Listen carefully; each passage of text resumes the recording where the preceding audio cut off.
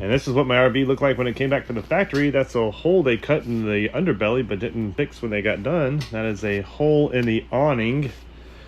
Oh, and my trim piece came off almost completely. That was nice. Don't forget all the scuffs and marks on the floors and holes in the floors from when they put the new stove in. There's like 8 of them. That's under the sink in the bathroom. They undid it, even though there was no work request for it. That's a leak under the slide. That was nice to find. There's sawdust everywhere, and I mean everywhere. These are some of the random items that I found walking through, especially with my 2-year-old kid. That is a plate they didn't screw back on. Oh, there's my brand new recliner. Doesn't it look great? Scuffs, marks, there's damage, and dust all over it. Ooh, those custom dents on my refrigerator. Right from the manufacturer. Thanks, guys.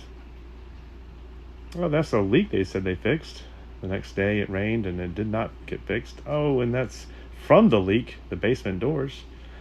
Oh, and there is caulk all over the top of my RV.